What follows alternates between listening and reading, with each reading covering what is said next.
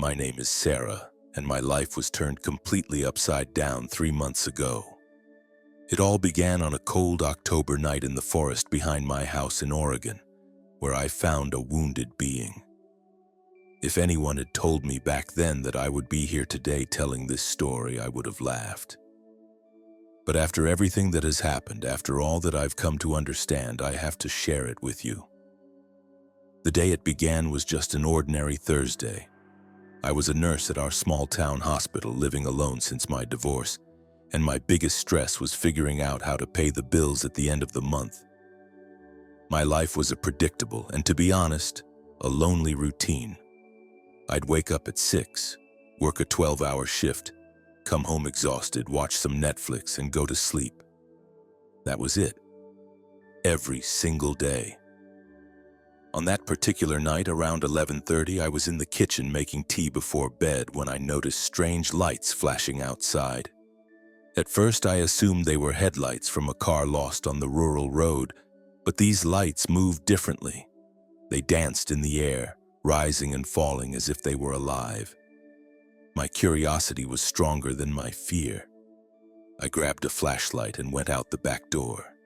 The air was freezing and my breath formed little clouds of vapor.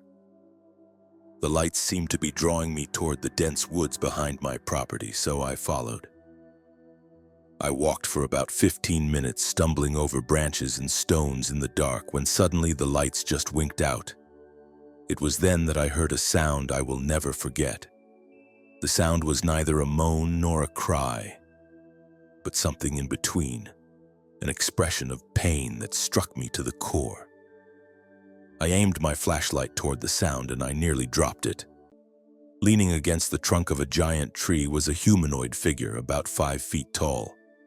Its skin had a grayish tone and seemed to glow faintly in the beam of my light. And its eyes, my God, its eyes were enormous. They were as black as deep space, yet they held an ancient wisdom that made me tremble. The being was clearly injured. Its left arm hung at an unnatural angle, and a dark liquid, what I could only assume was blood, streamed from a cut on its forehead. The moment our eyes met, I felt something I had never known before, an immediate connection, as if our souls already knew one another. My training as a nurse took over, pushing past the fear and the shock. I moved forward slowly, keeping my hands raised to show I wasn't a threat. "You're hurt," I whispered. I didn't expect it to understand my words, but I hoped my tone would convey my intention. To my astonishment, it gave a slight nod. It closed its eyes for a moment, as if gathering a tremendous amount of energy to communicate. Then a word formed inside my mind. "Help." It wasn't a sound I heard with my ears.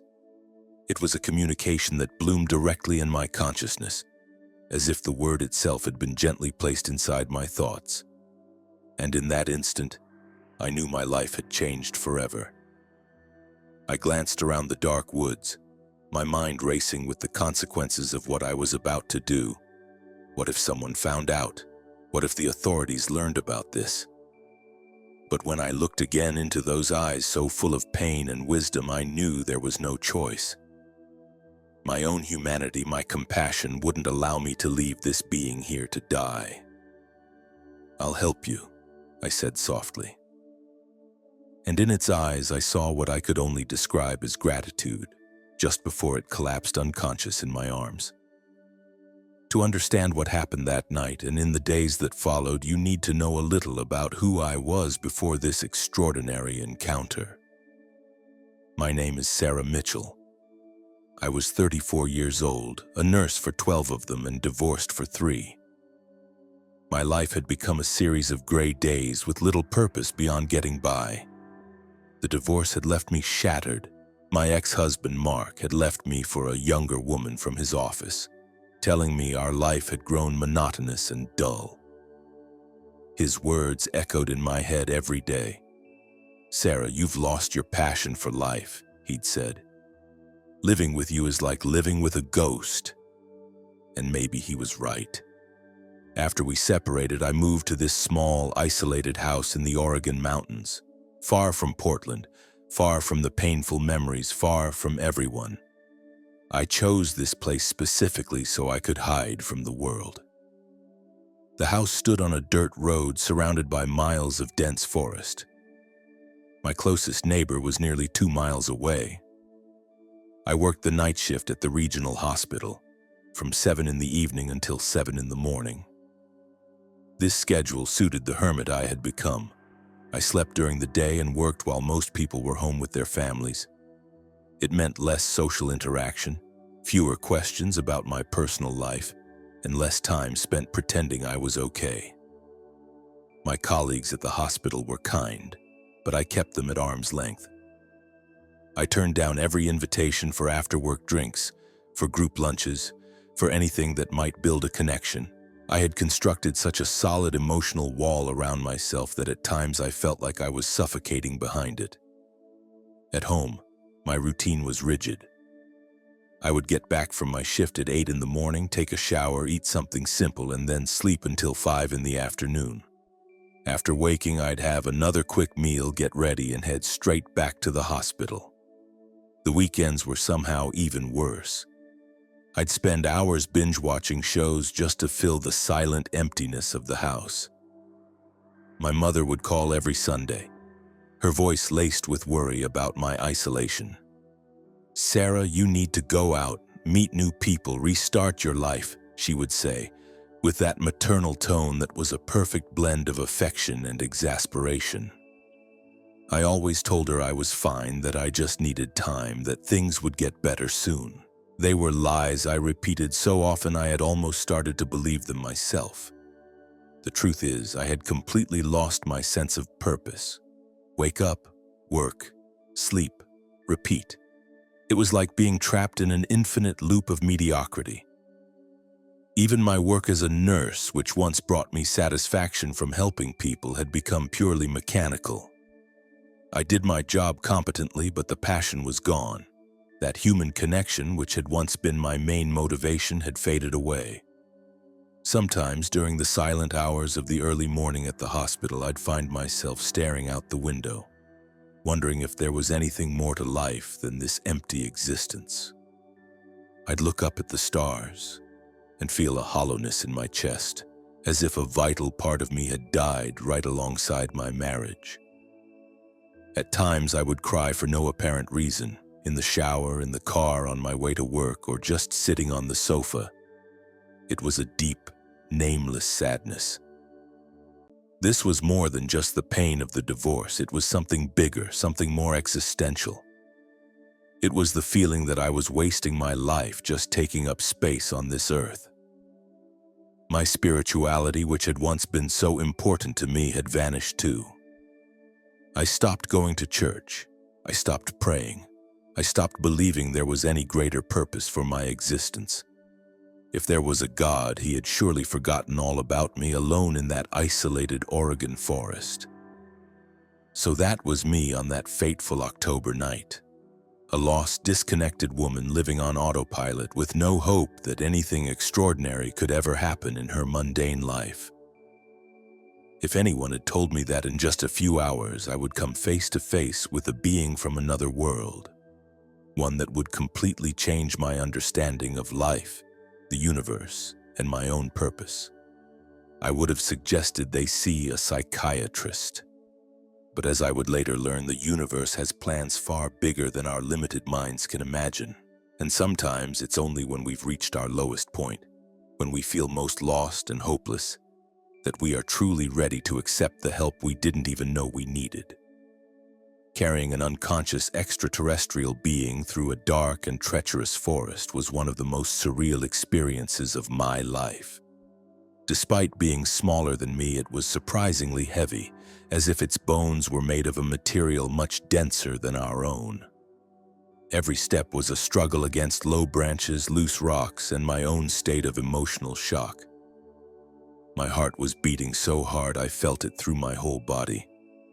Throughout the entire journey back to my house, my rational mind screamed that I was making the biggest mistake of my life. "Sarah, you're carrying an alien. The government, the FBI, NASA, everyone will want to know about this." But something stronger than logic was driving me forward, a deep intuition that I was doing the right thing. When I finally reached my home, I took the being directly to the guest room on the ground floor. I laid it carefully on the bed and switched on the lamp on the bedside table. In the clearer light, I could observe it more closely, and what I saw left me even more fascinated and terrified. Its skin had an almost translucent quality with silvery veins that pulsed gently just beneath the surface. Its fingers were longer than ours, with extra joints, and they ended in tips that appeared to be extremely sensitive. Its body was hairless, and its head was proportionally larger than a human's, as if built to contain a more developed brain. But what struck me most were its eyes. Even closed, they were immense, taking up a large portion of its face. The being had an ethereal quality, as though it were made of solidified light. Its breathing was almost imperceptible, a subtle rise and fall of its chest that seemed less like an involuntary act and more like a state of deep meditation. My medical training took over, and I began to carefully examine its injuries. The cut on its forehead wasn't deep, but it wasn't bleeding blood as we know it. Instead, a golden plasma-like liquid oozed from the wound, glowing faintly. Its left arm was clearly fractured, but its anatomy was different. The bones seemed to have a more flexible, less rigid structure than our own. I cleaned the wound on its forehead with warm water and sterilized gauze from the kit I always keep at home. The instant my fingers touched its skin, a current of energy shot up my arm. It was gentle but powerful and not at all unpleasant. In fact, it was almost comforting, as if my own body was being bathed in some kind of healing frequency. And it was then that its eyes opened. I will never forget that moment. They were like two miniature universes, deep and infinite, filled with stars that blinked in hypnotic patterns. For a moment, I felt myself falling into them, dissolving into a cosmic vastness my mind could barely comprehend. It looked at me with an expression that I have no human words for. It wasn't fear and it wasn't surprise. It was something closer to recognition, as if it already knew exactly who I was, as if it had been waiting for me. Its thin silver lips remained perfectly still, yet once again words formed inside my mind. Sarah Mitchell, nurse, wounded soul. The thoughts arrived with a compassion so pure it brought tears to my eyes. How could it know my name? How could it know about my emotional pain? "How are you?" I started to ask out loud, but it gently raised its uninjured right hand. It held its palm near my chest, not quite touching me, and a wave of peace instantly washed over my entire body, calming my frayed nerves. Communication. Different. Here. Its mental voice was as soft as a cosmic whisper. Mind to mind, heart to heart, you. Not fear, I, not harm. I realized it was struggling to communicate in my language, translating concepts from a consciousness completely alien to our own. The effort was like listening to someone try to describe a symphony using only 3 notes. "You need medical care," I said, my voice trembling. "Your arm is broken and you're losing—" "What is that fluid?" "Vital fluid," it answered. "Healing will happen. Time is necessary. You are kind. That is why you were chosen." "Chosen?" I asked. "Chosen for what?" It closed its eyes for a moment, as if gathering strength to give me a more complete explanation. When it opened them again, there was a depth in them that made me feel I was looking at the accumulated wisdom of millennia. It looked at me with an expression that I can't properly describe in human words. It was neither fear nor surprise. It was recognition, as if it already knew who I was, as if it had been waiting for me. Its thin silver lips didn't move, but again the words formed in my mind. Sarah Mitchell, nurse, wounded soul. The thoughts reached me with a compassion so pure it brought tears to my eyes. How did it know my name? How did it know about my emotional pain? How do you? I started to ask aloud, but it gently raised its uninjured right hand, placing it near my chest without making physical contact. Instantly, a wave of peace washed over me, calming my frayed nerves. Communication. Different. Here. Its mental voice was as soft as a cosmic whisper. Mind to mind, heart to heart, you not fear, I not harm. I realized it was making an immense effort to communicate in my language, translating thoughts from a form of consciousness completely different from our own. It was like watching someone try to explain a symphony using only 3 musical notes. You need medical care, I said, my voice trembling. Your arm is broken and you're losing. Is that blood? Vital fluid, it replied. Healing will happen, time necessary, you kind. That's why chosen. Chosen? Chosen for what? It closed its eyes for a moment, as if gathering strength for a more complex explanation. When it opened them again, the wisdom in them felt ancient. Sarah, life without purpose, heart empty but soul bright. You care for wounded beings all life, your hospital on earth, the preparation for a greater mission. A shiver ran down my spine. What mission? A bridge, it whispered mentally. Between worlds, between species, between dimensions, you were born for this, the divorce, the isolation, the pain. All of it was preparation. The soul needed to break first, so it could expand. Its words struck me with the force of a revelation. All the pain, all the loneliness, all the emptiness I had felt for years. Could it be possible that all of it had a purpose? That I was being prepared for something far beyond my own understanding? I don't understand, I whispered, tears now streaming down my face. You will, it said, and its right hand began to glow with a soft golden light. But first, we heal. You and I, together. For the next 3 days, I cared for the being with a dedication I couldn't explain even to myself. I called the hospital and canceled my shifts, claiming I had a severe flu.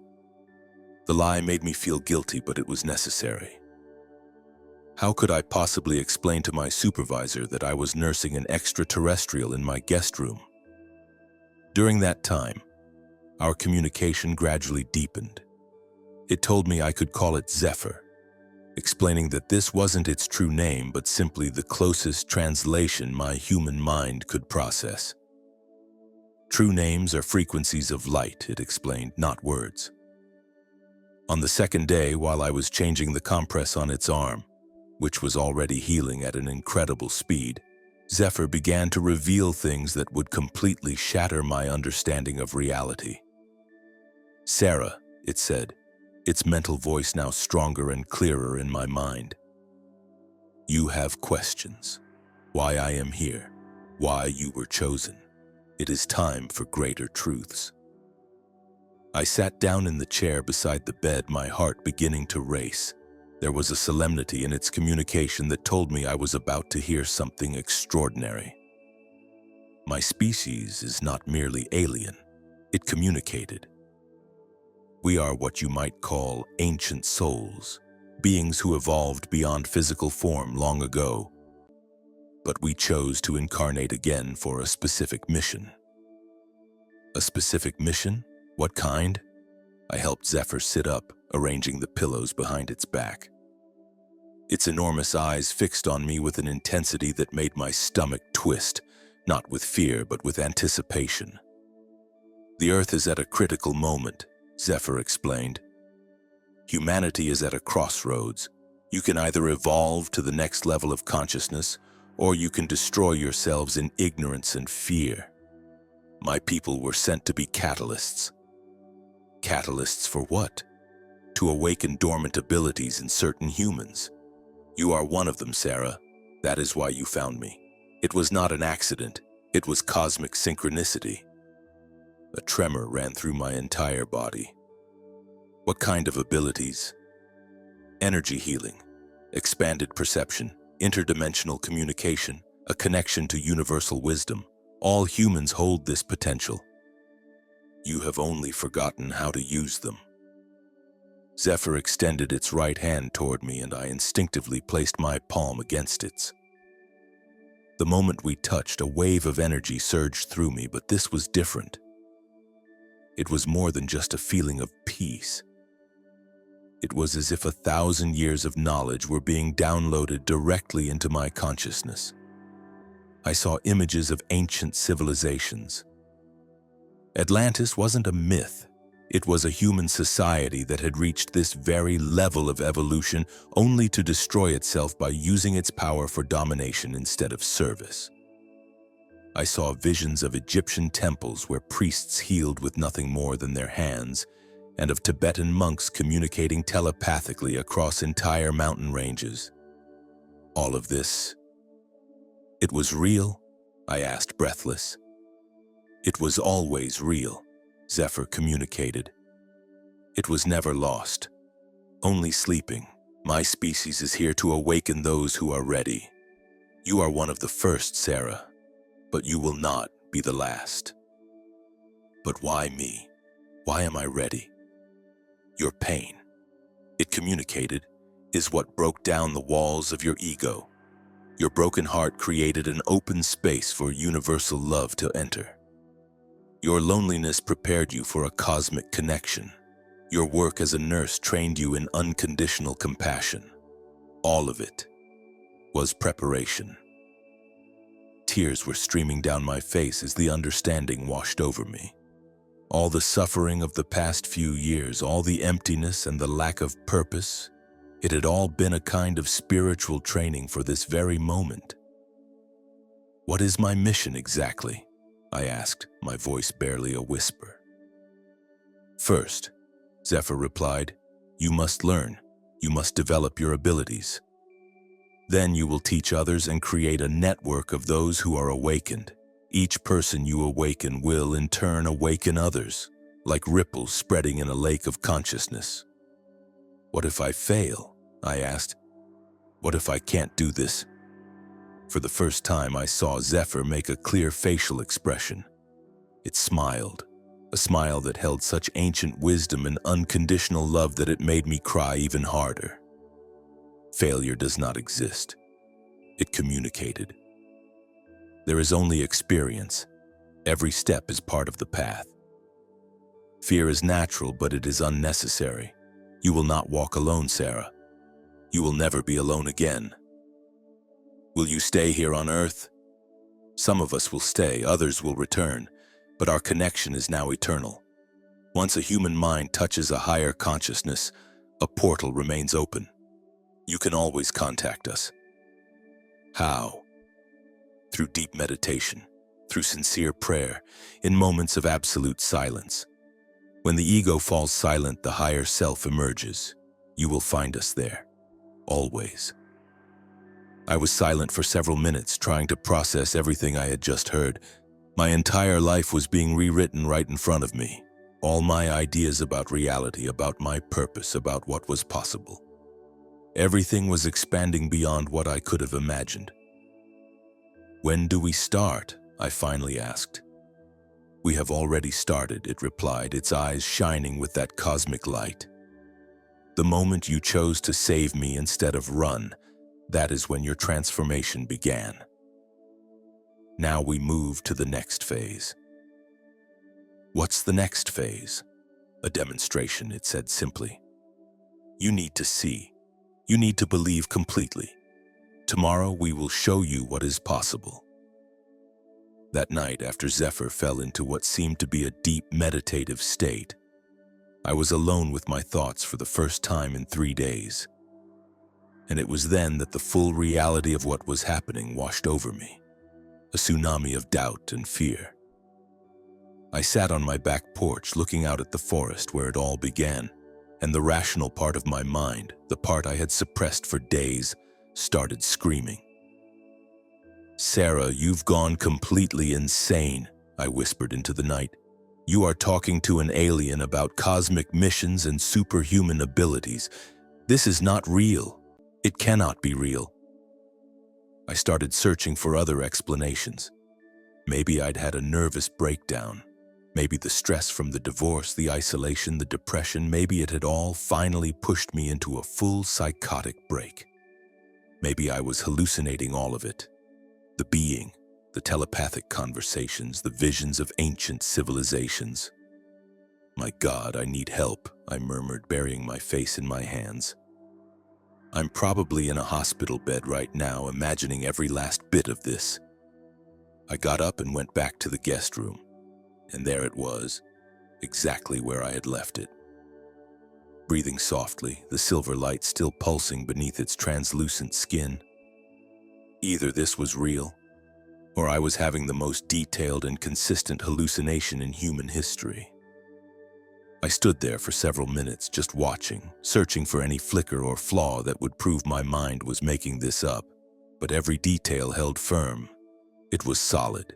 It was real. It was tangible.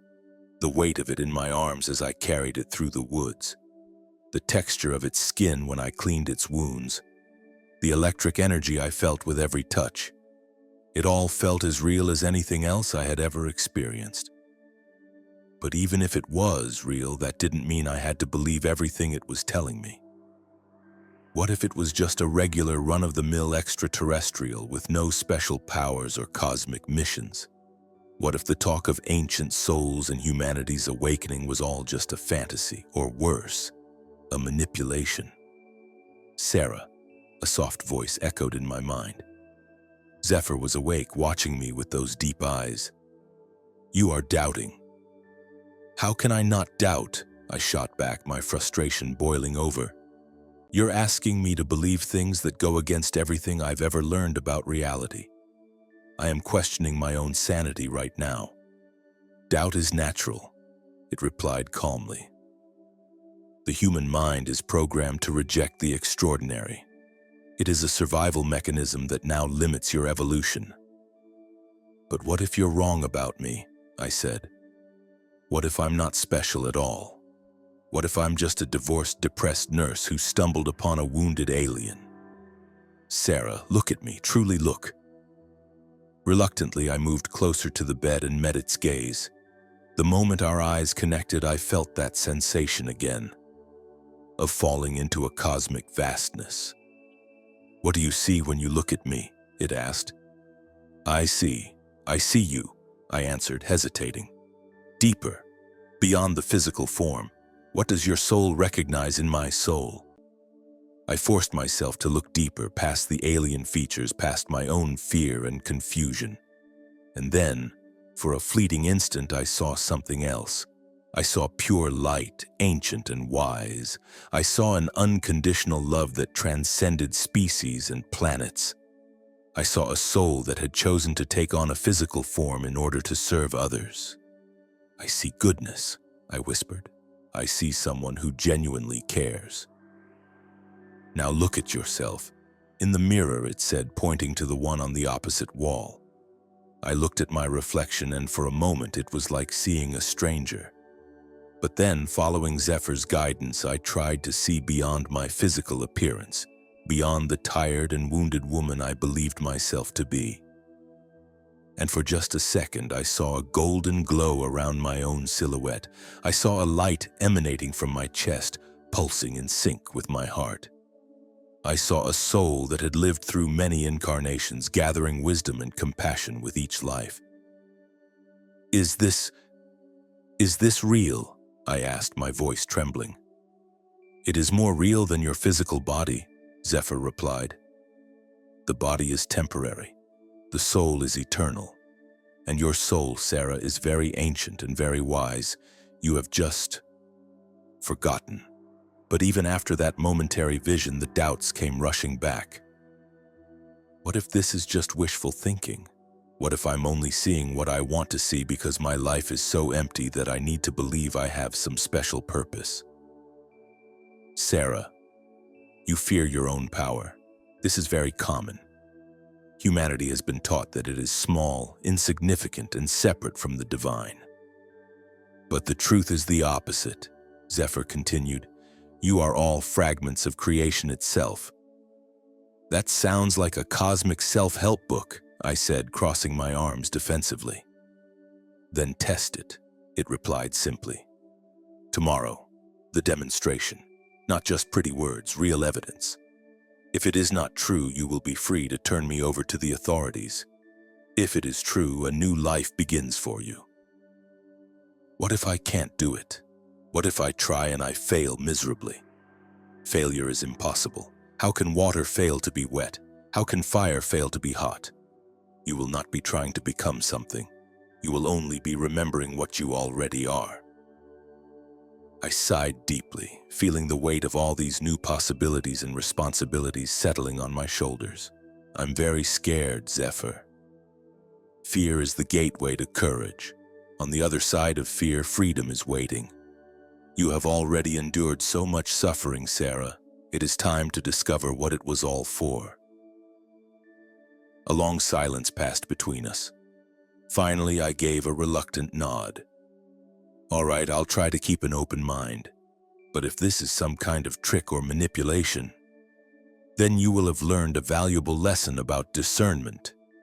It finished with what I could have sworn was a touch of cosmic humor in its mental voice. But Sarah, soul recognizes soul. Deep down, you already know. All of this is true. It was right. And that scared me even more than any of my doubts. By the fourth day, Zephyr was visibly stronger. Its arm had healed completely, a process that would have taken weeks in human physiology, and the cut on its forehead had vanished without a scar.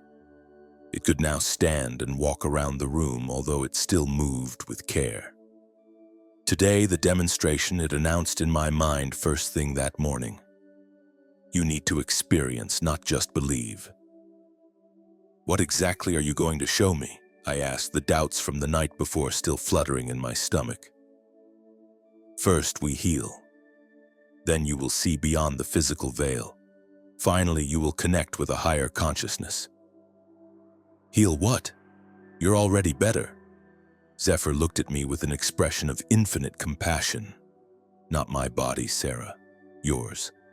Mine? But I'm not hurt. Not physically anyway.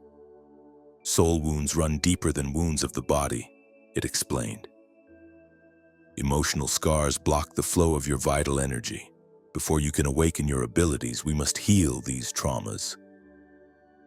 A wall of resistance went up inside me. I don't need alien therapy, thank you very much. I had more than enough of that after the divorce. Therapy for the mind is useful, it conceded. But energy healing goes to the root of the problem.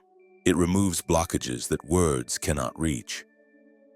Despite my resistance, a part of me was curious. For years, I had carried an ache in my chest that no antidepressant had ever managed to soothe. It felt like a cold, heavy stone lodged in my heart. How does it work? I asked, my voice hesitant. Lie on the bed, it instructed. Close your eyes, breathe deeply, and let your body relax completely. I obeyed, though every rational part of my mind protested. I lay down on my own bed as Zephyr positioned itself beside me, its hands hovering a few inches above my body. Now, it said softly, feel. At first, I felt nothing but my own breathing and the beating of my heart. But gradually, a warmth began to spread through my body as if I were being bathed by an inner sun. What's happening? I whispered. Vital energy. Realigning, it replied in my mind. Chakras cleansing, emotional trauma dissolving. Suddenly, images flooded my consciousness. I saw my marriage crumbling. I felt the pain of betrayal, the sense of inadequacy, the anger, and the sadness all over again. But this time, instead of hurting me, the memories seemed to be wrapped in a golden light, a light that transformed pain into understanding. I saw that the divorce hadn't happened because I was flawed or not enough. I saw that Mark and I were simply on different paths, and that staying together would have stunted the growth of us both. I saw that my loneliness afterward hadn't been a punishment, but a preparation. Tears began to stream down my face, but they were not tears of pain.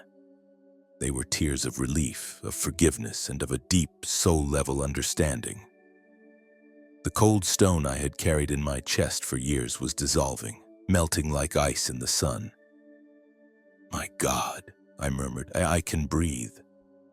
For the first time in years, I said, "I can actually breathe." Zephyr's voice entered my mind. First demonstration complete. Now the second. It helped me sit up. I felt light, as if I'd just set down a backpack full of stones that I'd been carrying for years without even knowing it. "Look at your hands," it instructed. I looked down at my hands and gasped. They were glowing with a soft golden light that pulsed in time with my heartbeat. The light was faint, but it was unmistakably there, as if my skin had become translucent and the energy inside me was shining through. "Is this real?" I asked in disbelief. "It was always there," Zephyr replied. "Now that the blockages are removed, you can see it. Every human has this light. Most simply cannot perceive it because their emotional traumas create veils of dense energy." "What can I do with it?" "The same thing I did for you," it said. "Energy healing. Place your hands over the injured area of any living being and the energy will flow naturally." To prove it, a small tool materialized in Zephyr's hand. It made a shallow cut on its own palm. "Heal it," it said simply. My heart pounded as I placed my hands over the cut. I focused on the intention to heal, on letting that positive energy flow through me and into Zephyr. To my utter astonishment, I watched the wound slowly seal itself shut beneath my palms like a film running in reverse. "Impossible," I whispered. "For the limited mind, yes," it replied. "But for an expanded consciousness, it is as natural as breathing." I took a steadying breath. "And the third demonstration? What is it?" "Deeper," it said, its eyes shining with that familiar cosmic light. "Communication, with my species, with other dimensions." Zephyr sat on the bed in a lotus position and instructed me to do the same facing it. "Place your hands on mine, close your eyes, empty your mind of all thoughts." The instant our palms touched, I felt myself launched out of my physical body. My consciousness expanded beyond the limits of the house, beyond the city, beyond the planet itself. Suddenly, I was floating in space, but not the cold, empty void we imagine. I was in a dimension filled with light, music, and conscious presence. I saw other beings like Zephyr, but also beings made of pure light, entities that had never needed a physical form. Communication was happening all around me, not through words or even thoughts, but through a direct transmission of knowledge and love. "Welcome, daughter of Earth." A collective voice resonated in my consciousness. "You awaken at a crucial moment. Your species stands at the threshold of a great transformation." I saw our planet from a perspective I could never have imagined. I saw networks of light connecting all living things. I saw how every act of love strengthened this network, and how every act of fear or hatred tore holes in it. I saw that humanity was, at that very moment, choosing its own destiny with every individual thought and action, the choice between evolving into an enlightened species or self-destructing. "What is my role in all of this?" I asked. "To be a point of light in the darkness, the voice replied. "Each person you awaken will increase the luminosity of the network." "When a critical mass is reached," the voice continued, "the planet's transformation will be inevitable." The vision ended as abruptly as it began, and I was back in my room looking at Zephyr, tears streaming down my face. "Did that really happen?" I asked. "It is more real than your physical reality," it replied. "Now you know. You are not crazy, you are not alone, and you are not without purpose." I looked at my hands, which were still glowing softly. I looked at Zephyr, then I looked at my reflection in the mirror on the wall. And for the first time in years, I recognized the person looking back at me. It was no longer just Sarah Mitchell, the divorced, depressed nurse. It was Sarah, the healer, the bridge between worlds, the bearer of light. "I'm ready," I said at last. I'm ready to learn everything." The next morning, I woke up feeling completely different, as if I had been asleep for years and had only just now truly awakened. The house seemed brighter, the colors more vibrant. I could sense a pulsing energy in everything around me that I had never noticed before. But the biggest change was inside me. I felt a deep connection to something much larger than my individual life. I found Zephyr on the back porch watching the sun rise through the trees. There was something majestic in its posture, like an ancient sage disguised in an alien form.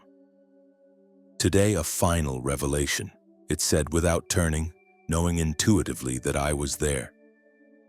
"About who we truly are." I sat down beside it on the wooden bench. "I thought you already told me," I said. "You're ancient souls on a mission to awaken humanity." "That is true, but it is not the complete truth." It turned to face me, and its eyes seemed to hold entire galaxies. "Prepare yourself, Sarah. What I am about to reveal will change your understanding of all existence." My heart began to pound, but this time it was not from fear. It was pure anticipation. My species and your species, it began, are not two different species. We are the same cosmic family. Humans are not our creation. Not exactly. Humans are ourselves at an earlier stage of evolution. "What do you mean by that?" "Earth is a dimensional school," it explained. "A planet chosen for experiences of accelerated growth. Souls that reach a certain level of evolution have two options: ascend to higher dimensions or return as teachers." I felt as if the ground was shifting beneath me. "Are you saying you used to be human?" "Not just used to be, some of us still are," it replied. "Sarah, you are not learning something new. You are remembering." "Remembering what?" Zephyr extended its hand. "Allow me to show you your own history." The moment I touched its skin, I was flooded by an avalanche of memories that didn't feel like mine, and yet somehow they were. I saw myself in another time, as a healer in a civilization that existed thousands of years ago on a distant moon. There, beings of pure light taught energy medicine to evolving humanoids. I saw myself again, this time as a priestess in Atlantis, working in the healing temples just before the great fall of that civilization.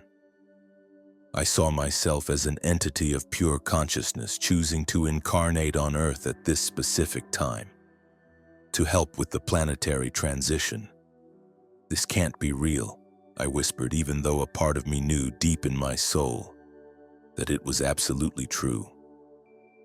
"Every life, every experience has been preparation for this one," Zephyr communicated. "The divorce, the isolation, your work as a nurse, all of it was chosen by you before you incarnated. Your soul knew it would be necessary to break your identification with the ego, so that you could remember your higher mission. So I am like you? You are us. I am you. We are all fragments of the same universal consciousness, experiencing separation in order to know union. The only difference is our level of remembrance." Tears of recognition streamed down my face. Everything suddenly made sense. That feeling I'd always had of not quite belonging in the human world. The medical intuition that sometimes told me things about my patients that weren't in their charts. The inexplicable pull I'd felt toward the stars since I was a child. It was all just echoes of who I really was. "Why do you choose physical forms that are so different from humans?" I asked. "Form follows function," it explained. As a soul evolves, its physical body begins to reflect its expanded consciousness. The eyes become larger to see into multiple dimensions. The head grows to process cosmic information. The body becomes smaller because energy replaces the need for physical strength. Will humans evolve like this too? Some will, yes. The next generation of children being born on your planet already shows the signs. Telepathic abilities, intuitive healing, a natural connection with nature. You call them indigo children or crystal children. We call them the new cosmic race. How many of us are there? I asked. How many people are really ancient souls in disguise? More than you imagine, but fewer than are needed, it replied. Perhaps 1 in every 1,000 humans is an ancient soul conscious of their mission. But when they awaken, each one can awaken hundreds of others. It creates a cascade effect. Suddenly, I understood why I had felt so alone my entire life. It wasn't just the depression that followed my divorce.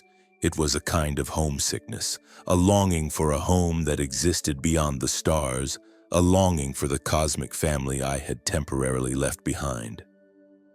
When can I go home? I asked, surprised by the intensity of the nostalgia I felt. Home is here now, Sarah. Earth is your temporary home, but your true home is an expanded state of consciousness.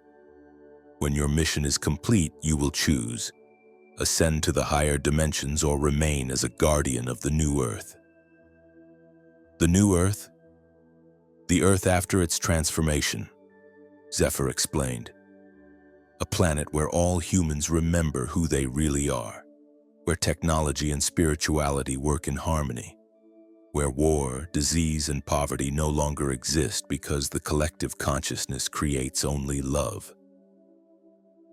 And what if humanity doesn't choose to evolve? Zephyr was silent for a long moment. Then the evolved souls will be evacuated to other planets. The Earth will be recycled. A new species will try again. But we believe you will succeed. That is why we are here, Sarah. That is why you are here. We believe in human potential. We believe that love is stronger than fear. We believe the time for transformation has come. I looked down at my hands, which were still glowing faintly with that golden light. They were no longer just human hands. They were instruments of cosmic healing, antennas for universal love, bridges between dimensions. What happens to you now? I asked. Your ship, your mission here? The ship does not need repairs, it said. The accident was staged to ensure that you would find me. My primary mission is complete. Are you leaving? Physically, yes, but our connection is now eternal. When you need guidance, meditate deeply. When you need healing, remember what you have learned. When you feel fear, remember who you are. What if I forget? I asked. What if I go back to just being Sarah, the divorced nurse? That is impossible, it replied with that cosmic smile. Once the soul remembers, it cannot unremember. You have changed, Sarah, permanently, irreversibly, magnificently. In that moment, I finally understood that my life had truly been turned upside down. Not because I had rescued a wounded alien, but because I had rescued myself. I had reconnected with my true nature, my real purpose, and my cosmic family. I'm ready to begin, I said with a certainty that came from the depths of my soul. You have already begun, it replied. Now it is time for you to fly. In the days after Zephyr's departure, I went through an internal transformation so profound it was like being born again. But this time, fully conscious of who I truly was. The woman who had hidden herself away in the Oregon forest still existed, but now she was just a small part of a much larger, multi-dimensional being. The first change I noticed was in my senses. The world around me had come alive in a way I never could have imagined. I could see the vital energy flowing through the trees like golden rivers of light. When I touched a plant, I could feel its simple, joyful consciousness communicating with me. The birds singing outside my window were no longer just making noise. They were sharing information about the weather, about potential dangers, and about the sheer joy of being alive. But the most dramatic change happened when I went back to work at the hospital. The moment I walked into the building, I was hit by a wave of sensations I had never experienced before. I could feel the emotional and physical pain of every patient as if it were my own. I could see the auras around each person, some bright and healthy, others dark and fragmented by illness or trauma. On my first night back, I was assigned to Mrs. Henderson, a 78-year-old woman who had been in the hospital for 3 weeks with pneumonia. It wasn't responding to antibiotics. The doctors were baffled. All the tests showed she should be getting better, but her condition only continued to worsen. When I approached her bed, I saw the problem immediately. Her aura was fractured with dark holes concentrated around her chest and heart. It wasn't just the pneumonia. There was a deep sadness there, a despair that was literally draining her of her life force.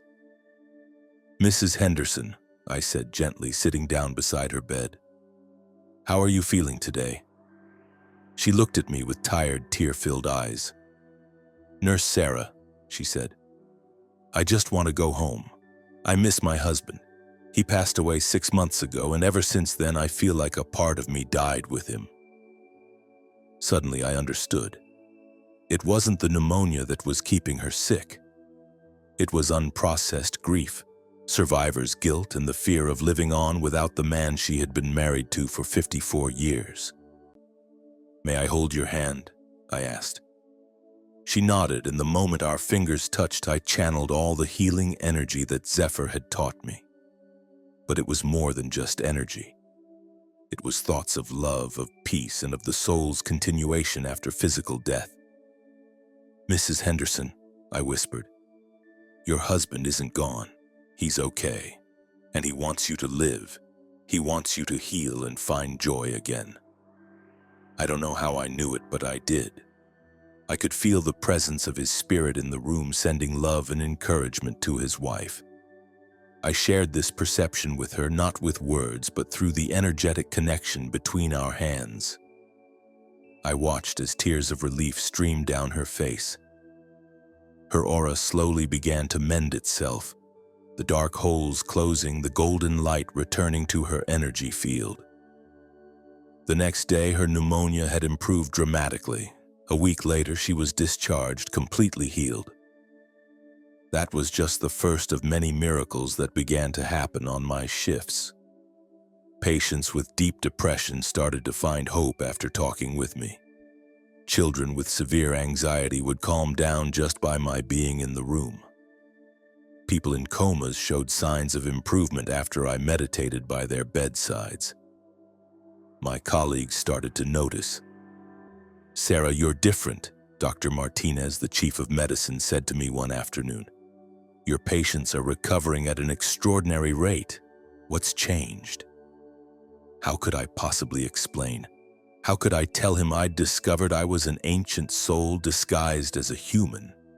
That I'd learned energy healing from an extraterrestrial? That I could now see auras and communicate with spirits? But the transformation wasn't limited to my work. At home, I began to meditate regularly, following the instructions Zephyr had given me. During these sessions, I often received guidance, not in audible voices, but as knowledge that would simply appear in my consciousness. I learned more advanced healing techniques. I discovered how to cleanse my own energy after absorbing my patients' negative emotions. And most importantly, I started to identify others who were awakened. People who, like me, were ancient souls in disguise, but who hadn't yet fully remembered their true nature. There was Marcus, the hospital janitor, who had an incredible intuitive ability to know exactly when and where he was needed most, as if guided by some higher intelligence. There was Jenny, a young resident who could diagnose conditions that other doctors missed, using only her intuition. There was even Mrs. Chen, the woman who ran the hospital cafeteria, who had the gift of making people feel better just by being in her presence. Slowly, I began to approach these people. I started careful conversations about spirituality, about life's purpose, about unusual experiences. I didn't reveal what had happened to me, not directly. Instead, I planted seeds, asking questions that might lead them to question their own extraordinary experiences. "Marcus," I asked one morning as he was cleaning the hallway, "have you ever felt like you're here for a special reason? Like your life has a purpose that's bigger than just working and paying the bills?" His eyes lit up in a way that told me everything. "Nurse Sarah," he said, "sometimes I feel like, I don't know, like I'm a guardian of this place. Like my being here makes a difference that goes beyond just keeping things clean."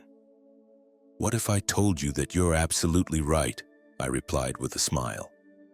And the small seeds of awakening that I planted began to grow. Jenny started to trust her medical intuition more. Marcus began meditating on his breaks, feeling more connected to his role as the hospital's energetic guardian. Mrs. Chen began to subtly bless the food she prepared, infusing it with intentions of healing and love. Each person who awakened to their true nature created ripples of positive change around them. Patients recovered faster. The atmosphere in the hospital became more harmonious. Even arguments among the staff became less frequent. I was watching in real time as the network of consciousness Zephyr had shown me came to life. Every point of light that switched on strengthened the entire web, creating a field of healing and love that affected everyone. The lonely, depressed woman who had found a wounded alien in the forest was gone.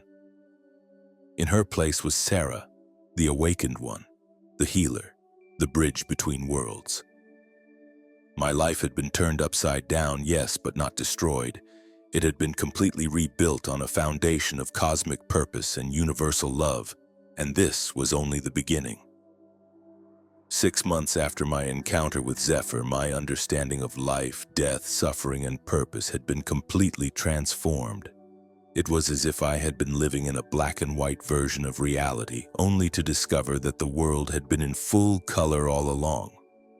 I just hadn't known how to see it. What struck me most was how my perspective on seemingly negative events had changed.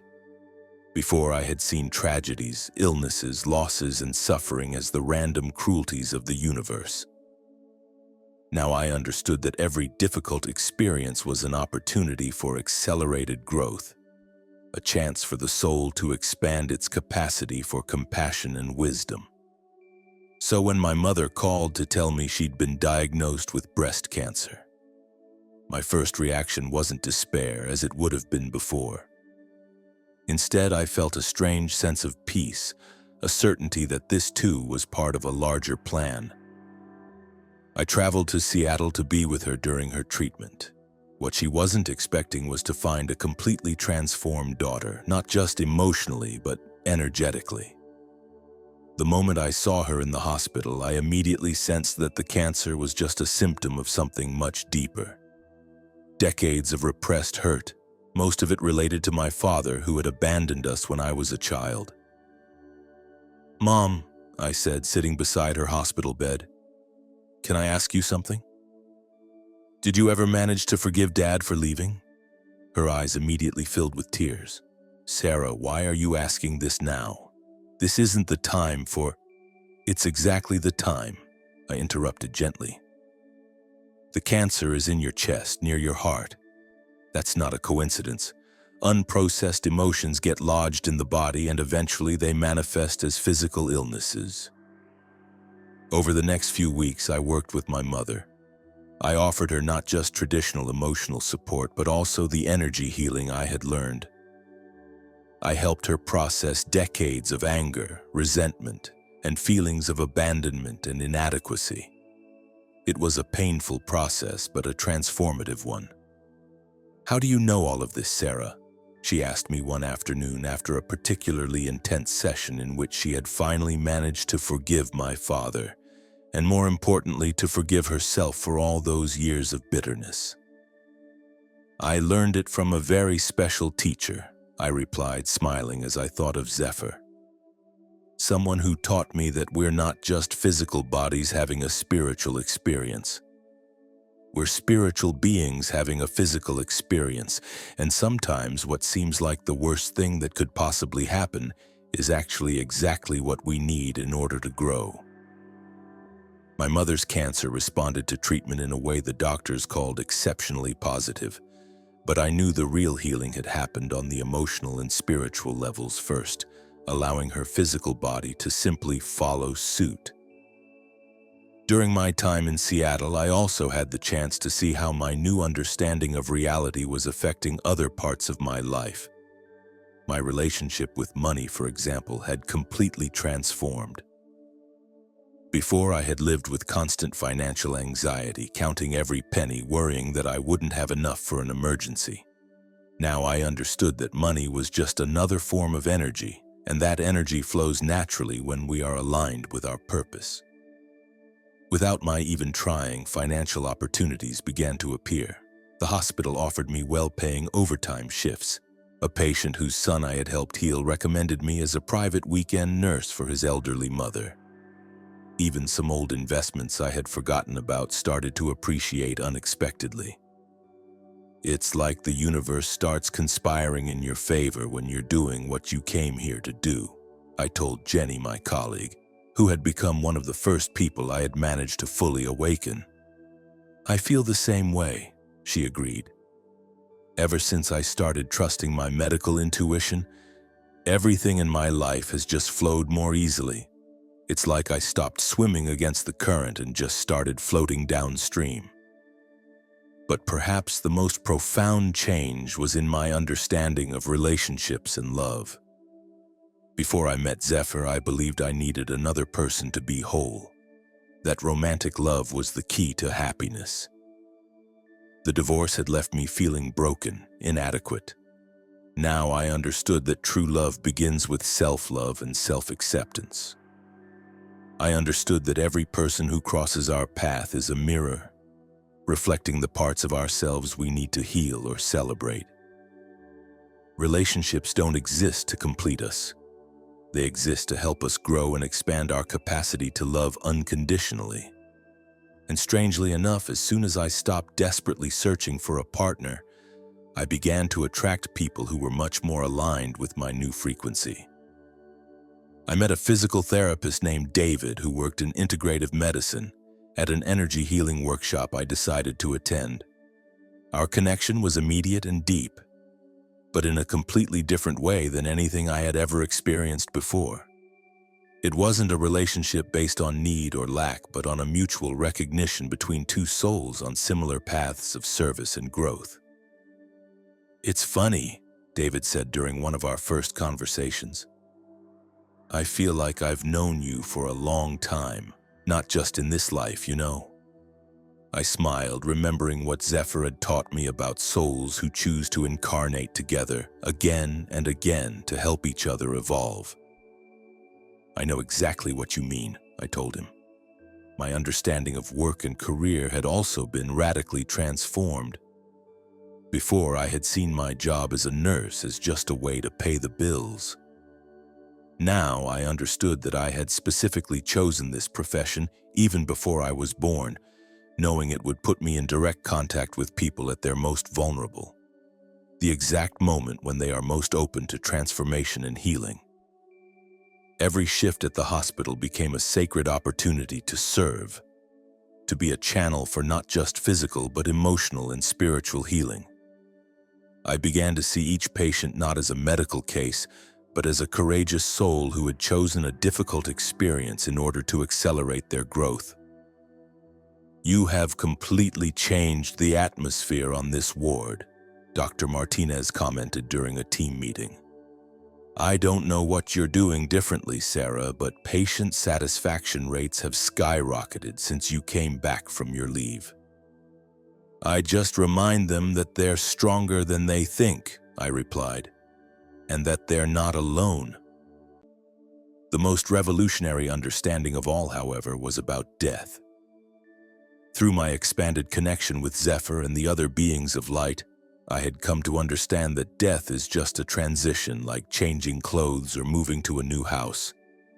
The essence of who we are, our consciousness, our memories, our love, continues on in a more expanded form. When Mrs. Peterson, a 92-year-old patient I had grown especially close to, was in her final moments, I stayed by her side, holding her hand. "Nurse Sarah," she whispered, "I'm afraid." "Of what, dear?" I asked. "Of what comes next. What if there's nothing? What if all of this is just the end?" I smiled and gently squeezed her hand. "Mrs. Peterson, can I tell you a secret? There is no end. There is only change. You're going home to your true home, and everyone you loved and who loved you will be there waiting for you." When she took her last breath, I saw her soul, a brilliant golden light, rise from her physical body. I also saw other beings of light, family members who had passed on before her, surrounding her with love and welcome. There was no pain, no fear. There was only deep peace and a joyous recognition. This new understanding of death transformed not only how I helped my terminally ill patients, but also how I lived my own life. Each day became a precious opportunity to learn, to love, and to serve, knowing that this physical existence is just one chapter in a much larger story. My life had truly been turned upside down, not in a chaotic or destructive way, but in the sense of a complete reversal of perspective, one that revealed a reality far more beautiful and meaningful than I ever could have imagined. Today, 1 year after the encounter that changed everything, I am here sharing my story with you, because I know that many of you are going through the same things I once did. Maybe you feel lost without a purpose, as if life is just an endless series of meaningless problems. Maybe you're going through a divorce, a loss, an illness, a financial crisis, or simply a deep sense of existential emptiness. I want you to know that it is not a coincidence that you found this story today. It is not by chance that you have spent your time listening to a nurse who found a wounded alien in a forest. The universe has conspired to bring this message to you at this exact moment in your life, because your soul knows you are ready to hear a truth that can change everything. Have you ever felt like you don't quite belong in this world? That there is something greater waiting for you, but you don't know what it is? That your current life, no matter how comfortable, just seems too small for the person you really are on the inside? These feelings are not signs of ingratitude or mental instability. They are echoes of your true nature, trying to communicate with you. They are subtle reminders from an ancient soul that chose to be here at this moment in human history for a specific mission. If you find yourself identifying with what I'm saying, then let me ask you a few questions. Do you feel an empathy for the pain of others that is so deep it's almost painful itself? Do you have intuitions about people that almost always turn out to be right? Do you feel a natural pull toward healing, whether it's physical, emotional, or spiritual? Do you have recurring dreams of places you've never been but which feel strangely familiar? If you answered yes to any of these, there is a very good chance that you are one of the ancient souls Zephyr told me about. A soul that chose to incarnate at this specific time to help with the planetary transformation that is now underway. And if you are going through a difficult time right now, if your life feels like it's falling apart, if you've lost a job, a relationship, your health, or even your hope, please know that this might not be punishment or bad luck. It may be your preparation. The soul sometimes needs to break down the structures of the ego in order to remember who it truly is. My divorce, my depression, my isolation, all of it was necessary to strip away the illusions that were keeping me from my true nature. Sometimes the universe has to take away everything we think defines us, so that we can finally discover who we are beneath all the labels and the roles we play. You don't need to find a wounded alien in a forest to awaken. Your own Zephyr can appear in countless forms. It can be a book that falls into your hands at exactly the right moment. A special person who crosses your path. a near-death experience, or a moment of deep meditation. Or it can even be a video just like this one that resonates with something deep inside of you. The important thing is to be open, to allow your rational mind, which has been trained to reject the extraordinary, to make a little room for the wisdom of your soul, which knows there are far more possibilities in this universe than we have been taught to believe. If you feel this calling awaken something within you, then start small. Set aside 10 minutes a day to meditate, even if it's just sitting in silence and observing your breath. Pay attention to your dreams. They may hold important messages. Watch for synchronicities, those coincidences that seem to happen at exactly the right moment. Start trusting your intuition more. When you meet someone new, pay attention to the first energetic impression you get from them, before your analytical mind starts to form judgments. When you have a decision to make, feel which choice makes your chest expand and which one makes you contract. And above all, start seeing every person who crosses your path as a soul on a journey, not just a physical body with irritating problems. When you begin to radiate unconditional love, even in small doses, you will be amazed at how the world around you begins to respond. For those of you who feel you are already awakening, who already recognize the signs of your special abilities, remember this: you are not here to save the world alone. You are here to shine your own light so brightly that it awakens the light in others. Every person you inspire to awaken will create their own waves of transformation, touching hundreds of other lives. Don't be afraid of being different. Don't worry that others will think you're crazy when you start talking about energy, or healing, or a spiritual purpose, or the possibility of extraterrestrial life. The people who are meant to understand will recognize the authenticity in you. And those who ridicule you, they simply aren't ready yet, and that's okay. You, watching this video right now, are part of a network of consciousness that is expanding across the entire planet. You may be separated by geography, but you are energetically connected in a common mission to raise the vibration of humanity through love, compassion, and wisdom. If this story has touched your heart, if something inside you recognized itself in this journey, please share this video with people you feel are also looking for answers. Leave a comment and tell us about your own experiences of awakening, your intuitions, your strange dreams, your developing abilities. You will be surprised to learn how many others are going through the same transformation. And don't forget to subscribe to the channel so you won't miss the next stories. Because this is just one of many extraordinary experiences happening all over the world at this moment. There is a revolution in consciousness underway, and you are an essential part of it. A revolution of consciousness is underway, and you, each and every one of you, are an essential part of it. Remember, you may not have rescued a wounded alien in a forest, but you are rescuing something far more important. You are rescuing yourself from forgetting who you truly are. Your life is about to be turned upside down, not into chaos, but into a reality more beautiful and meaningful than you ever imagined possible. The awakening has begun. The transformation is already happening. And you, dear awakened souls, are exactly who this world needs at this critical moment in our collective evolution. Welcome back home. Welcome back to yourselves.